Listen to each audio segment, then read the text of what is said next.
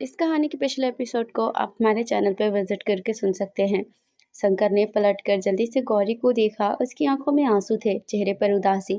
शंकर को याद आ रहा था कुछ समय पहले वो कितनी खुश थी और अब उतनी ही उदास। शंकर ने गौरी का हाथ पकड़ अपना सर हाँ में हिला दिया। वो उसे वहां से लेकर जाने लगा, तभी उसे पीछे से मोहन जी की आवाज सुनाई दी। तुम जिसके साथ हो, क्या उसके बारे में जानते हो? क्या जानते हो तुमने उसे क्यों छोड़ दिया था, जिसकी तुम इतनी परवाह कर रहे हो? वो तो अब किसी के लायक भी नहीं है। मोहन जी की बात सुनकर शंकर का गुस्सा हद से पार हो गया। वो इस समय ही मोहन जी को जान से मारना चाहता था, लेकिन गौरी ने उसके हाथ को पकड़ उसे रोक लिया।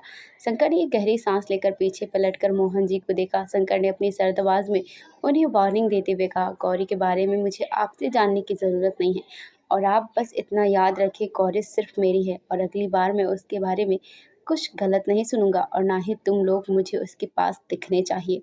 अब उसके पास एक परिवार है जो उसकी चिंता करता है, ना कि तुम्हारी तरह जो अपनी बेटी को छोड़ दे। आइंदा से गौरी के बारे में कुछ भी कहा तो मैं तुम्हारे इस सर को तुम्हारे शरीर से अलग करने में समय नहीं लगाऊंगा। शंकर की आवाज इतनी खराब थी जिसे सुन मोहन जी डर से कांप गए। वही सुशीला जी अपने आंसू भरी आंखों से गौरी को जाते हुए देख रही थी। आज एक बार फिर वो कुछ नहीं कर पाई थी। शंकर गौरी को बाइक के पास लेकर आया। गौरी हेलमेट पहनकर, शंकर खुद भी हेलमेट पहनकर बाइक पर बैठ गए। गौरी भी शंकर के पीछे बैठ गई। शंकर गौरी को लेकर वहां से निकल गया। कुछ ही समय में वो ओबराय विला पहुंच गए। गौरी बिना शंकर से कुछ बोले बाइक से उतरकर सीधे विला के अंदर चली गई। गौरी सीधे अपने रूम में आकर रूम को लॉक कर लिया। वो दरवाजे से टिक कर बैठ गई। गौरी अपने आंसुओं को रोकने की कोशिश कर रही थी, लेकिन वो ऐसा नहीं कर पा रही थी। गौरी ने तेजी से रोना स्टार्ट कर दिया। रूम के बाहर खड़ा शंकर भी गौरी को रोते हुए सुन रहा था।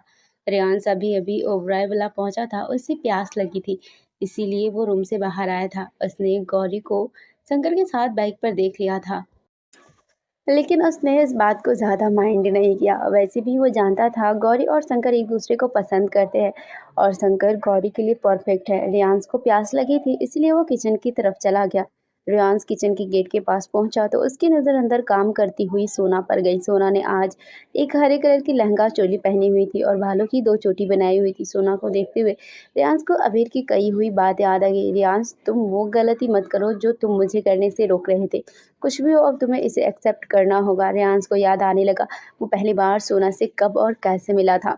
फ्लैशबैक, रेयांश जब ऑफिस के काम से आउट ऑफ सिटी गया था, तब वो एक गांव वाले इलाके से जब वो गुजर रहा था, तभी अचानक से तेज बारिश स्टार्ट हो गई। रेयांश की बुरी किस्मत, उसी समय उसकी कार भी खराब हो गई। रेयांश ने गुस्से से स्टीयरिंग पर अपना हाथ मारते हुए कहा, सिट, इसे भी अभी खराब होना था। रेयांश बारिश में ही कार से बाहर निकला और जल्दी से कार का बोनेट खोल चेक करने लगा, लेकिन उसे कुछ समझ नहीं आया। रियांश भी पूरी तरह से गीला हो चुका था। रियांश ने आसपास देखा तो उसकी नजर पास ही की एक झोपड़ी पर गई। रियांश अपने कोट से अपने सर को ढकता हुआ जल्दी से झोपड़ी के अंदर आ गया। झोपड़ी के अंदर आकर रियांश उस झोपड़ी को देखने लगा, तभी उसे अपने पीछे कोई महसूस हुआ। रियांश जल्दी से पलट गया। पलटते ही रियांश ने देखा उसकी तरफ एक डंडा आ रहा था। मैं तुझे छोड़ूंगी नहीं, एक चिल्लाती आवाज के साथ वो डंडा रियांश की तरफ बढ़ा, लेकिन रियांश ने फुर्ती दिखाते हुए उस डंडे को पकड़ लिया। रियांश ने एक झटके के साथ उस डंडे को अपनी तरफ खींचा और इसी के साथ जिसके हाथ में वो डंडा था, वो भी खींचते हुए रियांश की तरफ आ गया। रियांश को डंडा मारने की कोशिश करने वाली एक लड़की थी। वो लड़की आकर सीधा रियांश के सीने से टकरा गई। रियांश ने डंडे को छोड़ उस लड़की को उसकी कमर से पकड़ लिया। रियांश उस लड़की की फेस कुछ अंधेरे और बालों की वजह से नहीं देख पाया, लेकिन वो आवाज से समझ गया था उसकी बाहों में इस समय एक लड़की है। वो लड़की ने जल्दी से रियांश को धक्का देकर पीछे हट गई। तुम्हारी हिम्मत कैसी हुई मुझे हाथ लगाने की, लड़की ने रियांश पर चिल्लाते हुए कहा। तभी आसमान में एक तेज बिजली चमकी, जिसके साथ ही रियांश और वो लड़की को एक दूसरे का चेहरा दिखा। वो लड़की कोई और नहीं, सोना थी। बिजली की आवाज से डरकर सोना जल्दी से रियांश के सीने से चिपक गई। साथ ही उसने रियांश के कोट को अपनी मुट्ठी में भर लिया। रियांश अचानक सोना के गले लगने से चौंक गया। रियांश ने सोना को अपने आप से दूर करते हुए कहा, दूर रहो मुझसे। अरे तुम तो लालू नहीं हो, सोना ने अपनी उंगली अपने दांतों के नीचे दबाते हुए क्यूट ही कहा। कौन लालू, रियांश ने सोना को घूरते हुए पूछा। उसे इस लड़की पर गुस्सा आ रहा था जिसने अभी कुछ देर पहले उस पर हमला करने की कोशिश की थी। सोना ने रियांश को लालू के बारे में बताते हुए कहा, अरे लालू वो मेरे गांव का एक आवारा है, हमेशा मेरे पीछे घूमता रहता है, मुझे लगा तुम वो हो। और उसके बाद चालू हुई सोना की बातें। वो लालू के बारे में जितना जानती थी उसने सब कुछ रियांश को बता दिया। आखिर में स्थिति समझ में आया, लालू इस लड़की को पसंद करता है और इसके पीछे घूमता रहता है। तुमने मुझ पर हमला क्यों किया? रियांस ने सोना को घूरते हुए सवाल किया। अरे तुम कितनी बेवकूफ हो, अभी तो बताया, मुझे लगा तुम लालू हो, सोना ने जल्दी से जवाब दिया। वही सोना की बेवकूफ कहने पर रियांस उसे गुस्से से घूरने लगता है, लेकिन सोना को तो उसके घूरने से कोई फर्क नहीं पड़ रहा था, वो तो अपनी बातों में लगी हुई थी। मैं भी कितनी पागल हूँ, मैंने तुमसे तो तुम्हारा नाम पूछा ही नहीं। तुम्हारा नाम क्या है? सोना के सवाल का जवाब देने की जगह रियांस अभी भी उसे गुस्से से घूर रहा था। रियांस को जवाब ना देता देख सोना ने स्माइल करते हुए कहा, चलो मैं तुम्हें अपने बारे में बताती हूँ। मेरा नाम सोना है, मैं पास ही के गांव में रहती हूँ। मेरे बाबा गांव के मुखिया हैं। मैं घर ही जा रही थी, तभी ये बारिश होने लग गई। उसके बाद मैं बारिश से बचने के लिए यहाँ आ गई। उसके बाद आप आए, फिर मैंने आपको लालू समझकर आप पर हमला किया। बाकी तो आप जानते ही है ना। रियान सोना की बातों से अब परेशान होने लगा था। वो इतनी देर में ये तो समझ गया था कि उसके सामने मौजूद लड़की कुछ ज्यादा ही बातें करती है। रियान झोपड़ी के दीवार के सहारे ही बैठ गया और बारिश रुकने का इंतजार करने लगा। रियान के बैठते ही सोना भी उससे कुछ दूरी पर दीवार के सहारे बैठ गई। वैसे आपने अपना नाम नहीं बताया और आप यहाँ के नहीं लगते, सोना ने रियांस के कपड़ों को देखते हुए सवाल किया। रियांस का सोना को जवाब देने का कोई मूड नहीं था, लेकिन वो ये भी जानता था अगर उसने जवाब नहीं दिया तो सोना उसे पूछ पूछ कर परेशान करेगी। हाँ, मैं यहाँ से नहीं हूँ, कुछ काम से आया था, रास्ते में गाड़ी खराब हो गई। सोना रियांस से ऐसे ही सवाल पूछती रही। कई के रियांस जवाब देता तो कई के नहीं। जैसे जैसे रात बढ़ती जा रही थी सोना भी रियांस के पास सरकती जा रही थी। इसी तरह सोना रियांस की साइड में ही सो गई, रियांस भी सो गया था। रात में वो दोनों एक दूसरे के करीब आ गए। अगली सुबह रियांस की नींद बाहर से आती हुई गांव वाले की चिल्लाने की आवाज से खुली। रियांस ने आंखें खोलकर देखा तो सामने गांव के लोग हाथ में लठ लेकर खड़े हुए थे। गांव वालों में से एक ने चिल्लाते हुए कहा, देखो यहाँ पर दोनों अपना मुंह काला कर रहे हैं। तभी रियांस ने अपनी साइड में देखा तो सोना उससे बिल्कुल चिपक कर सो रही थी। रियांस को सारा मामला समझने में ज्यादा समय नहीं लगा। गांव वालों ने कुछ गलत समझ लिया है। उसके बाद रियांस कुछ समझ पाता उससे पहले उसकी और सोना की शादी हो चुकी थी और वो सोना के साथ कार में बैठा मुंबई आ रहा था। लेकिन सोना अभी भी चुप नहीं हुई थी। वो अभी भी रियांस से बातें करती जा रही थी, उसे अपने बारे में बता रही थी, उसके बारे में पूछ रही थी। जस्ट शट अप, रियांस ने तेज चिल्लाते हुए कहा। अब वो हद से ज्यादा फ्रस्ट्रेट हो चुका था। रियांस ने कार को रोड की साइड में रोककर चिल्लाते हुए कहा, तुम्हारी प्रॉब्लम क्या है? तुम चुप नहीं हो सकती हो? एक तो तुम्हें जबरदस्ती मेरे गले बांध दिया और अब तुम्हारी ये बकबक। रियांस के चिल्लाने पर सोना डर कर कार के डोर से चिपक गई थी। साथ ही उसने अपनी मुंह को अपने हाथों से कवर कर लिया था। रियांस जब चिल्लाकर चुप हो गया तब जाकर उसने सोना के फेस को देखा। सोना बहुत ज्यादा डरी हुई थी। सोना को डरे हुए देखकर रियांस को कोई फर्क नहीं पड़ा। उसे इस समय बहुत तेज गुस्सा आ रहा था। सोना ने अपनी आंखों से मोटे मोटे आंसू बहाते हुए कहा, आप बहुत बुरे हैं, आपने मुझ पर चिल्लाया। सोना आपसे बात नहीं करेगी, मेरे तो कर्म ही फूट गए आपसे शादी करके। मैं आपको छोड़कर वापस अपने मायके चली जाऊंगी। अच्छा चली जाओ, निकलो मेरी कार से। रियांस ने इरिटेशन से अपने बालों को खींचते हुए कहा। रियांस की बात सुन सोना ने और तेजी से रोते हुए कहा, आप तो सच में बहुत बुरे हैं। भला कोई अपनी पत्नी को शादी के पहले ही दिन छोड़ता है? फिर अपने आंसुओं को पोंछ, मैं कहीं नहीं जाने वाली। वैसे भी माँ ने कहा था अब से मुझे हमेशा आपके साथ रहना है और आपको दूसरी चुड़ैल लड़कियों से बचाना है। सोना की बात सुन रियांश उसे अपनी आंखें छोटी करके घूरने लगा। ये लड़की तो गिरगिट से भी तेज रंग बदलती है, रियांश ने अपने मन में ही कहा। लेकिन अब वो कुछ नहीं कर सकता था सिवाय सोना को अपने साथ ले जाने के। रियाज ने वापस कार स्टार्ट की और मुंबई की तरफ बढ़ने लगा। उसके बाद क्या फिर से स्टार्ट हो गई सोना की बातें। रियाज की कार जब ओबरॉय विला के पास पहुंच गई तो उसने सोना को घूरते हुए कहा, खबरदार अगर घर पर किसी को भी बताया हमारी शादी हो गई है तो। पर क्यों, मैं तो बताऊंगी, सोना ने तुरंत इनकार करते हुए कहा। रियाज ने गुस्से से अपने दांतों को भींचते हुए कहा, जैसा मैं कह रहा हूँ वैसा करो, वरना अभी के अभी कार से बाहर फेंक दूंगा, फिर भटकती रहना इस शहर में। उसके बाद तुम्हारा क्या होगा यहाँ ऊपर वाले ही जाने। वैसे भी यहाँ अकेली लड़कियों को लोग उठा ले जाते हैं, फिर वो दोबारा किसी को नहीं मिलते। रियांस की बात सुन सोना डर गई। नहीं नहीं, प्लीज मुझे बाहर मत फेंकना, मैं किसी को नहीं बताऊंगी।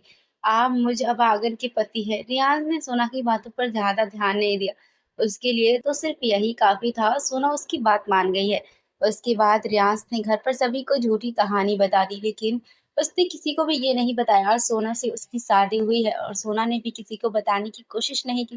फ्लैशबैक एंड, रियांस अपने ख्यालों से सोना की चुटकी बजाने पर बाहर आया।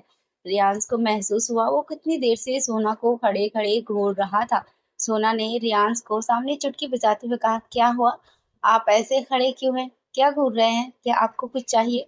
तुम क्या? रियाज ने सोना के फेस को देखते हुए बेख्याली में जवाब दिया, लेकिन जल्द ही उसे रियलाइज हुआ वो अभी अभी क्या बोल गया। वो मैं पानी लेने आया था, रियाज ने अपना फेस इधर उधर करते हुए हकलाते हुए कहा। सोना ने अपना सर हाँ में हिलाया और फ्रिज से पानी की बोतल लाकर रियांश को पकड़ा दी। वो वापस से अपना काम करने लगी।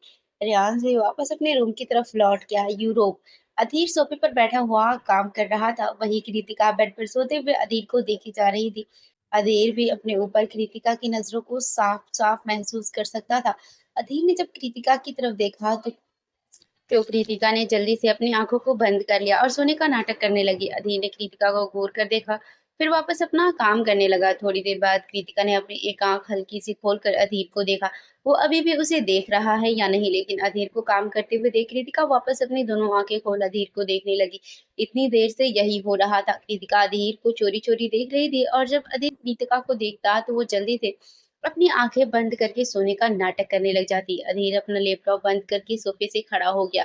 अधीर बेड की तरफ बढ़ने लगा। कृतिका ने जब अधीर के कदमों को अपनी तरफ बढ़ता महसूस किया तो उसे घबराहट महसूस होने लगी। कृतिका ने अपनी आंखों को टाइटली बंद कर लिया ताकि अधीर को मालूम ना चले कृतिका सो रही है। अधीर कृतिका के बेड के पास आकर खड़ा हो गया। कृतिका डरते हुए अपने मन में ऊपर वाले से प्रे करने लगी, लेकिन उसे क्या पता उसके एक्सप्रेशन हर पल चेंज हो रहे थे। अधीर कृतिका के फेस को देख तिरछा मुस्कुरा दिया। कृतिका के फेस को देखते हुए अधीर के दिमाग में एक शरारत आई। अधीर ने हल्का सा कृतिका के फेस पर झुका, उसके कान में अपनी शांत मगर अशक्ति आवाज में कहा, क्या कृतिका सो रही है? अधीर की आवाज सुनते ही कृतिका की धड़कनें बढ़ गई। मन घबराहट से भर गया, लेकिन फिर भी उसने अपने आप को काबू करने की कोशिश की। कृतिका ने अधीर के सवाल का कोई जवाब नहीं दिया। अधीर ने कृतिका को कोई मूवमेंट करता ना देख अपनी बात को कंटिन्यू करते हुए कहा, अगर कृतिका सो रही है तो मैं उसे उठाकर खिड़की से फेंक देता हूँ। बस अधीर का इतना कहना था। कृतिका ने चिल्लाते हुए अपनी आंखों को खोल दिया। नहीं नहीं, कृतिका को नीचे मत फेंकना। कृतिका तो जाग रही है। कृतिका अभी चिल्ला ही रही थी, तभी उसकी नजर सामने खड़े अधीर पर गई, जो अपनी आंखों को छोटी करके उसे ही घूर रहा था। अधीर की घूरती नजरों को देख कृतिका ने मासूम फेस बनाते हुए अपनी पलकों को झुका लिया। तुम्हारा नाटक खत्म हो गया? अधीर ने कृतिका को घूरते हुए सख्त आवाज में कहा। तो कृतिका ने जल्दी से अपने हाथों को हिलाते हुए कहा, नहीं, कृतिका कोई नाटक नहीं कर रही थी, वो तो सिर्फ आपको देख रही थी चुपके से। अब तो कृतिका ने सच भी बता दिया। प्लीज अब कृतिका को नीचे मत फेंकना। कृतिका ये सब बहुत मासूमियत से कह रही थी, लेकिन अधीर कृतिका की बात सुन उसे अपनी आंखें छोटी कर और बुरी तरह से घूरने लगा था। अधीर ने अपने मन में ही कहा, क्या इसे सच में लगता है मैं इसे नीचे फेंक दूंगा? बेवकूफ लड़की, और तुम मुझे चुपके से क्यों देख रही थी? अपने मन की बात को मन में ही रखते हुए अधीर ने कृतिका से दूसरा सवाल किया। कृतिका ने अपनी उंगलियों से खेलते हुए कहा, क्योंकि यहाँ कुछ और देखने को नहीं है। कृतिका का जवाब सुन अधीर ने अपना सर हाँ में हिला दिया और वापस पलट कर सोफी की तरफ जाने लगा। साथ ही उसने अपनी पैकेट से मोबाइल निकाली, किसी को मैसेज किया। अधीर को वापस सोफी की तरफ जाता देख कृतिका का फेस उदास हो गया। वो अब ऊपर सीलिंग को देखने लगी, क्योंकि उसके पास करने को कुछ और नहीं था। 5 मिनट बाद वार्ड का डोर खुला और अधीर का असिस्टेंट हाथ में एक एप्पल का टैबलेट लेकर अंदर आया। कृतिका का ध्यान भी असिस्टेंट की तरफ चला गया। असिस्टेंट ने अधीर को देखा तो अधीर ने लैपटॉप में देखते हुए ही कृतिका की तरफ इशारा किया। असिस्टेंट ने जाकर वो टैबलेट कृतिका को दे दिया। अधीर ने वो टैबलेट कृतिका के लिए मंगवाया था ताकि वो बोर ना हो, लेकिन अधीर के डर की वजह से कृतिका की हिम्मत नहीं हो रही थी उस टैबलेट को लेने की। असिस्टेंट ने जब कृतिका को उस टैबलेट को घूरते हुए देखा तो उसने पोलाइटली कहा, मैम ये आपके लिए है। असिस्टेंट की बात सुन कृतिका की फेस पर चमक आ गई, लेकिन उसकी हिम्मत अभी भी नहीं उस टैबलेट को लेने की।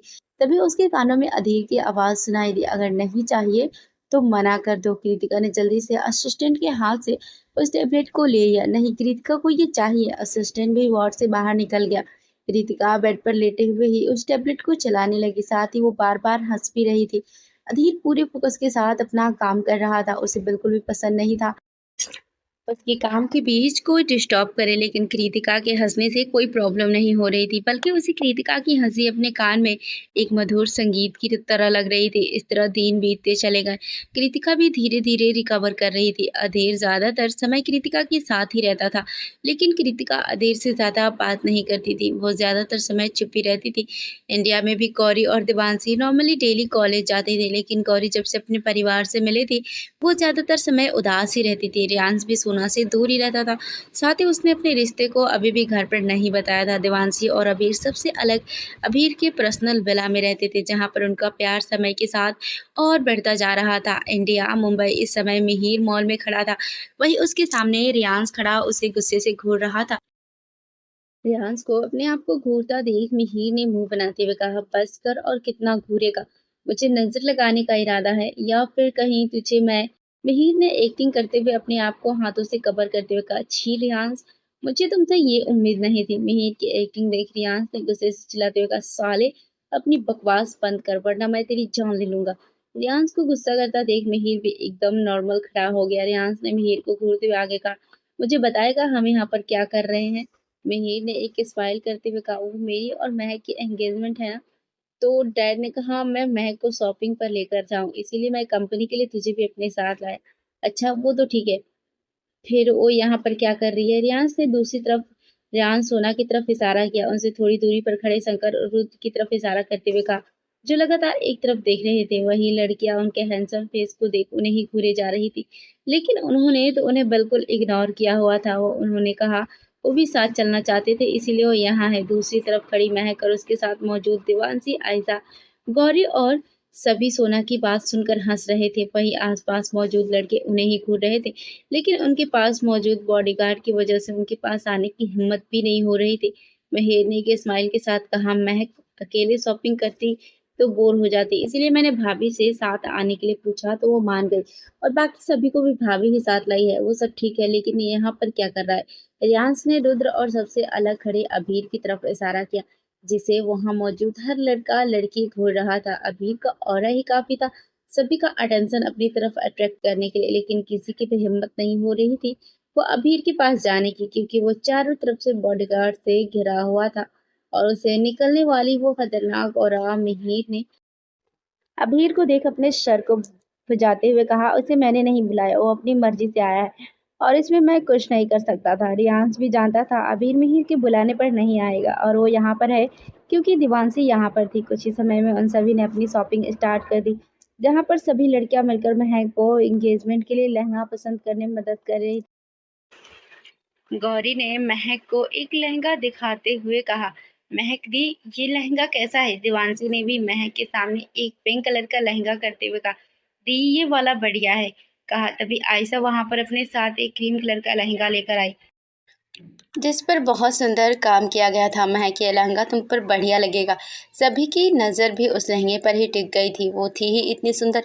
आयशा की पसंद वाकई बढ़िया थी। वहीं दूसरी तरफ मिहिर के साथ मौजूद रियान, शंकर, रुद्र और अभीर, जो वैसे तो उसकी शॉपिंग में मदद करने आए थे, लेकिन कर नहीं रहे थे। उनका पूरा ध्यान तो अपनी वालियों पर था। जहां अभीर बिना किसी इमोशन के दिवांशी को देख रहा था, वहीं रुद्र और शंकर प्यार से गौरी और आयशा को देख रहे थे, और रियांश गुस्से से सोना को, जो सभी के साथ थी, लेकिन लहंगा पसंद करते समय वो उनसे दूर खड़ी हो गई थी, क्योंकि उसे इस बारे में ज़्यादा मालूम नहीं था। मिहिर, जो अपने लिए सूट देख रहा था, उसने गुस्से में पीछे मुड़कर चिल्लाते हुए कहा, तुम लोग यहाँ पर मेरी मदद करने आए हो या घूमने? लेकिन वो ये देखकर शॉक हो गया, क्योंकि उसके पीछे कोई नहीं था। वो चारों ही गायब थे। वो सभी इस समय जिस शॉप में थे, वो उस मॉल की सबसे बड़ी और महंगी कपड़ों की शॉप थी, जहाँ पर सिर्फ वो ही मौजूद थे, क्योंकि अबीर के बॉडीगार्ड ने पहले ही पूरी जगह को खाली कर दिया था। वहाँ पर सिर्फ शॉप का ही स्टाफ मौजूद था। दूसरी तरफ लेडीज सेक्शन में जब महक वो लहंगा ट्राई करके बाहर आई, तो उसे भी वहाँ पर कोई दिखाई नहीं दिया। देवांशी और गौरी, आयशा और सोना, वो चारों ही गायब थे। वो चारों कहाँ गई? महक ने आसपास देखते हुए अपने आप से ही कहा, लेकिन उसे वो कहीं भी दिखाई नहीं दे रही थी। शॉप में ही एक तरफ रेहान सोना का हाथ पकड़ उसे अपने साथ खींचते हुए चेंजिंग रूम में लेकर आता है। रेहान सोना को चेंजिंग रूम में लाकर एक झटके के साथ सोना को दरवाजे से लगा देता है। साथ ही वो अपने दोनों हाथों को सोना के दोनों तरफ कर उसका रास्ता बंद कर देता है। रियांश ने जब सोना को दरवाजे के साथ लगाया तो सोना की बैग दरवाजे से टकराने की वजह से सोना की दर्द की वजह से चीख निकल गई। लेकिन रियांश ने इस बात पर बिल्कुल भी ध्यान नहीं दिया। मैंने तुम्हें मना किया था ना, मेरी फैमिली से दूर रहो, फिर भी तुम्हारी हिम्मत कैसे हुई भाभी के साथ यहाँ आने की। सोना की आंखों में दर्द की वजह से नमी आ गई थी। साथ ही अब उसे रियांश पर गुस्सा भी आ रहा था। मैं भी यहाँ अपनी मर्जी से नहीं आई हूँ, वो मुझे दीवानसी दी और आयशा दी ने कहा आने को, इसीलिए आई हूँ। सोना की देवांशी और आयशा को दी कहने पर रियांश ने अपनी आंखें छोटी कर दांतों को पीसते हुए हल्के गुस्से से कहा, दी तुमने तो रिश्ते भी बनाने स्टार्ट कर दिए, तुम तो बहुत चालाक हो। हाँ, फिर ये मासूम बनने का नाटक क्यों करती हो। साथ ही रियांश एक हाथ से सोना के गालों को पकड़ दबाने लगता है। सोना को रियांश के गालों को दबाने के कारण दर्द हो रहा था। वो रियांश के हाथ को हटाने की कोशिश कर रही थी, लेकिन रियांश की पकड़ मजबूत होने की वजह से ऐसा नहीं कर पा रही थी। नहीं, मैं नाटक नहीं कर रही हूँ, मुझे देवांशी दी ने ही कहा था उन्हें दी कहने को। सोना नहीं जानती थी क्यों, लेकिन फिर भी वो रियांश को समझाने की कोशिश कर रही थी।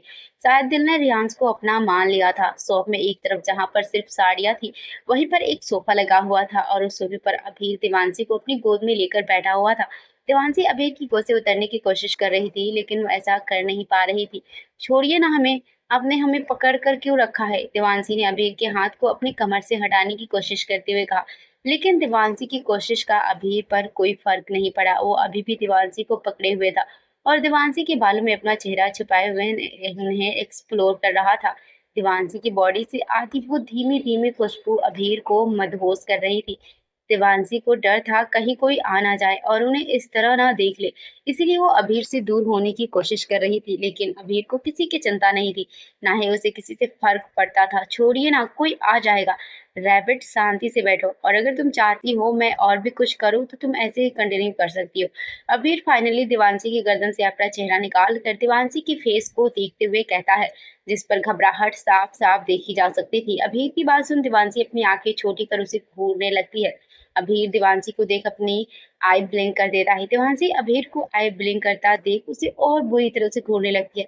आप दिन ब दिन बेशर्म होते जा रहे हैं, जो भी हूँ सिर्फ तुम्हारे लिए हूँ। अबीर प्यार से देवांशी के गाल को सहलाते हुए कहता है, अच्छा ठीक है, अब मक्खन लगाना बंद कीजिए और मुझे जाने दीजिए, बाकी सभी मुझे ढूंढ रहे होंगे। देवांशी वापस अबीर की गोद से उठने की कोशिश करते हुए कहती है, ठीक है जाओ। अबीर ने ये बात कह तो दी थी, लेकिन उसकी बातों में नाराजगी साफ देखी जा सकती थी। अबीर ने देवांशी की कमर से भी अपने हाथों को हटा लिया था। अबीर को यूं बच्चों की तरह नाराज होता देख देवांशी के फेस पर एक हल्की सी स्माइल आ गई। देवांशी ने अबीर के हाथ को वापस अपनी कमर पर रखकर अबीर का फेस अपनी तरफ घुमाया। प्यार से कहा, ठीक है, कहीं नहीं जा रही, अब नाराज होना बंद कीजिए। लेकिन अबीर ने अपना फेस वापस घुमा लिया। रुद्र आयशा को लेकर अपने साथ जेंट्स एरिया में आ गया था, जहां पर आयशा सोफे पर बैठी हुई थी और रुद्र उसके सामने कपड़ों को दिखाते हुए पूछ रहा था, क्या ये बढ़िया है, क्या ये उस पर अच्छा लगेंगे। आयशा रुद्र को जवाब देते हुए अब परेशान हो गई थी। रुद्र बस करो, अब मैं थक गई हूँ, लड़कियों से ज्यादा तो तुम्हारे नखरे हैं। रुद्र, जिसने इस समय हाथ में एक व्हाइट और ब्लैक कलर की शर्ट पकड़ी हुई थी और वो उसे आयशा को दिखा रहा था। आयशा को गुस्सा होते देख रुद्र ने शर्ट को वापस उनकी जगह पर रख आयशा के करीब आते हुए कहा, अच्छा ठीक है, तुम्हें और ज्यादा परेशान होने की जरूरत नहीं है। मुंबई एयरपोर्ट पर एक प्राइवेट जेट लैंड होता है। जो पर्सन जेट में आया था उसके लिए तुरंत ही वहां कई सारी ब्लैक कारें आकर रुकती है। कुछ ही समय में जेट का दरवाजा खुलता है और उसे एक पर्सन ब्लैक कोट पहने हुए, आंखें पर ब्लैक सनग्लासेस लगाए एक पर्सन बाहर आता है, जो दिखने में बहुत ज्यादा हैंडसम था। साथ ही उसकी बाहों में व्हाइट ड्रेस में एक बहुत ही सुंदर लड़की थी, जो दिखने में बिल्कुल किसी परी की तरह थी। वो बिल्कुल किसी छोटे बच्ची की तरह उसकी बाहों में सो रही थी, दुनिया से बेखबर। उस पर्सन ने भी उस लड़की को अपनी बाहों में ऐसे पकड़ा हुआ था जैसे वो ही उसकी पूरी दुनिया हो। ये दो लोग कोई और नहीं बल्कि अधीर और कृतिका ही थे। अधीर कृतिका को लेकर इंडिया आ गया था। कृतिका तो प्लेन में ही सो गई थी, इसीलिए अधीर ने कृतिका को जगाना सही नहीं समझा और उसे अपनी बाहों में उठाकर बाहर ले आया। अधीर सभी ब्लैक कार के बीच में मौजूद एक व्हाइट कार के पास आया तो एक गार्ड ने जल्दी से गाड़ी का गेट खोल दिया। साथ ही वहां मौजूद सभी गार्ड ने अपना सर झुकाए रखा। उनमें से किसी की भी हिम्मत नहीं थी कि अधीर की बाहों में मौजूद कृतिका को देखने की गलती करे। अधीर की कार में बैठते ही सभी गार्ड भी कार में बैठ गए। साथ ही अधीर का असिस्टेंट जो उनके पीछे आ रहा था वो भी व्हाइट कार में पैसेंजर सीट पर बैठ गया। साथ ही उसने पार्टीशन ऑन कर दिया। अधीर कार में बैठा लगातार कृतिका के फेस को देखे जा रहा था। कृतिका अधीर की शर्ट को अपनी मुट्ठी में पकड़े उसके सीने पर अपना सर रखकर बिना किसी चिंता के आराम से सो रही थी। अधीर की आंखें इस समय बिल्कुल भी सख्त नहीं थी, उनमें इस समय एक सुकून था। तभी कृतिका ने अधीर की बाहों में हिलना स्टार्ट कर दिया। अधीर समझ गया कृतिका जाग रही है, इसीलिए उसने अपने फेस को वापस सख्त कर लिया। साथ ही उसने कृतिका के फेस से भी अपनी नजरों को हटा लिया। कृतिका ने अपने पलकों को फड़फड़ाते हुए अपनी आंखों को खोल दिया। कृतिका ने चारों तरफ अपनी नजरें घुमाई तो उसने अपने आप को कार में अधीर की गोद में पाया। अपने आप को अधीर की गोद में देख कृतिका घबरा गई। कृतिका जल्दी से डर की वजह से अधीर की गोद से उतरने की कोशिश करने लगी। कृतिका को इतना हिलता देख अधीर ने कृतिका को टाइटली अपनी बाहों में भर लिया। उसे डर था कहीं हिलने की वजह से उसका घाव ना खिंच जाए। कृतिका की चोट काफी हद तक ठीक हो गई थी, लेकिन फिर भी अभी शरीर को ज्यादा हिलाने से कृतिका को दर्द हो सकता था। बेवकूफ लड़की, हिलना बंद करो। अधीर ने यह बात काफी गुस्से में कही थी, लेकिन उसकी बातों में कृतिका के लिए एक केयर भी था। अधीर का एक्सप्रेशनलेस फेस देखकर कृतिका डरकर बिल्कुल किसी अच्छे बच्चे की तरह बैठ गई। अधीर ने आराम से कृतिका को अपनी साइड सीट पर बिठा दिया। उसके बाद अपनी पॉकेट से मोबाइल निकालकर ईमेल चेक करने लग गया। कृतिका भी बिल्कुल चुप बैठ गई। उसे तो ये भी मालूम नहीं था आखिर वो जा कहाँ रही है, लेकिन उसमें हिम्मत भी नहीं थी वो अधीर से पूछ ले। मिहिर सभी को ढूंढते हुए आगे बढ़ रहा था, लेकिन मजाल जो उसे चारों में से कोई एक मिल जाए। मिहिर तो अब उन्हें ढूंढते हुए परेशान हो गया। सामने से महक भी उस क्रीम कलर के गाउन में उसे उठाकर धीरे धीरे चलते हुए देवांशी और बाकी सभी को ढूंढ रही थी। तभी उसका सर किसी के चौड़े सीने से टकरा गया। महक जल्दी से पीछे होने लगी, लेकिन उसका पैर गाउन में फंस गया।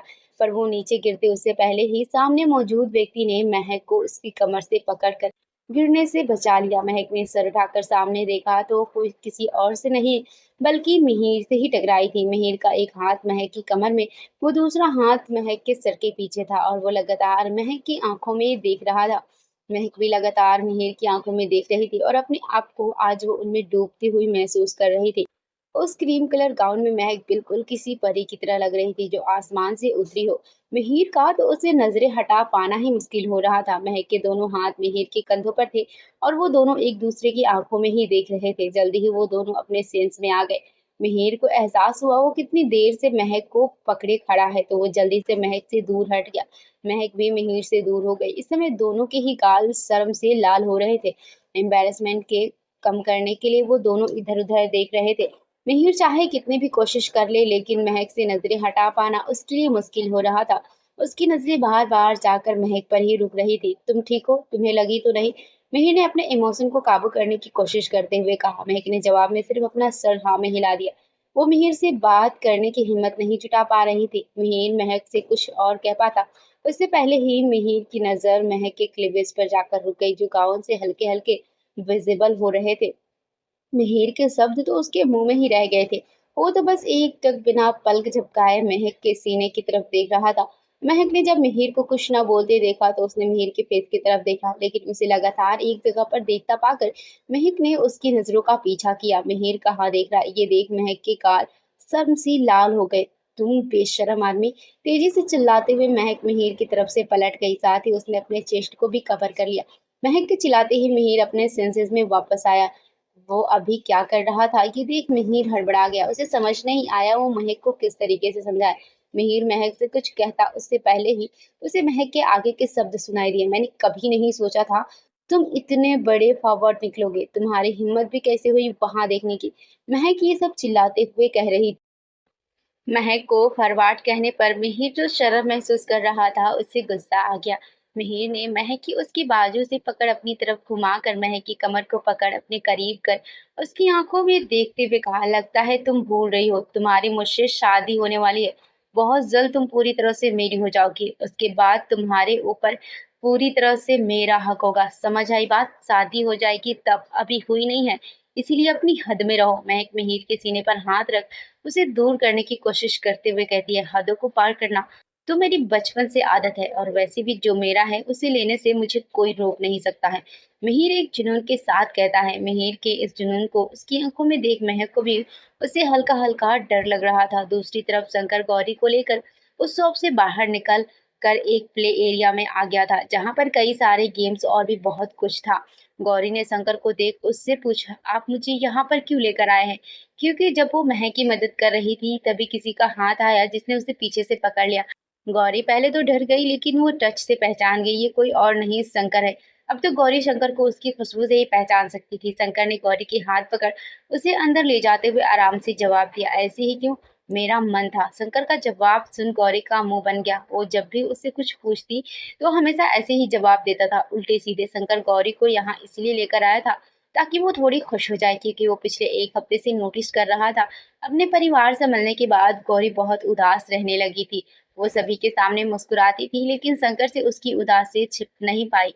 शंकर गौरी को लेकर वहां मौजूद एक एरिया में आया जहां पर छोटी छोटी कारें थी जिनमें एक या दो आदमी बैठकर उन्हें चला रहे थे और आपस में दूसरी कारों में टक्कर मार रहे थे। शंकर गौरी को कार के पास लेकर आया तो गौरी ने उसे मना कर दिया, कहा, मैं नहीं ये सब चलाने वाली हूँ, आप ही जाइए। लेकिन शंकर ने जबरदस्ती गौरी को कार में बिठा दिया और खुद भी एक अलग कार में बैठ गया। उस छोटी सी कार में बड़ा सा शंकर बहुत फनी लग रहा था। गौरी को उस कार को चलाने में बहुत शर्म आ रही थी। तभी उसे एक तेज झटका लगा। गौरी ने पलटकर देखा तो शंकर ने अपनी कार से गौरी को टक्कर मारी थी, साथ ही उसे चिढ़ा भी रहा था। शंकर को देख इस समय कोई यकीन नहीं कर सकता था कि ये वही शंकर है जिसे अंडरवर्ल्ड में सभी शंकर दी डेथ के नाम से जानते हैं। शंकर के चिढ़ाने पर गौरी को भी गुस्सा आ गया, इसलिए वो भी शंकर को टक्कर मारने लगी। कुछ ही समय में गौरी को भी इसमें मजा आने लगा। अब गौरी जोरों से हंसते मुस्कुराते हुए कार को चला रही थी और दूसरों की कार को टक्कर मार रही थी। शंकर भी गौरी को हंसते हुए देख खुश हो गया। वो उसे इसीलिए ही तो यहाँ पर लेकर आया था। 20 मिनट बाद शंकर कार से उतर गया। उसने गौरी से उतरने को कहा लेकिन अब उसे इसमें मजा आ रहा था तो शंकर ने उसे और खेलने देने के बारे में सोचा। वो वहां से निकलकर फूड कोर्ट में आ गया गौरी के लिए कुछ खाने को लेने। शंकर गौरी के लिए कुछ ले रहा था तभी उसे अपने पीछे से किसी की चहकती हुई आवाज सुनाई दी, जीजा जी आप कैसे हैं? नेक्स्ट एपिसोड के लिए कमेंट करें और हमारे चैनल को सब्सक्राइब करके बेल आइकन को हिट जरूर कर दें। Thanks for watching.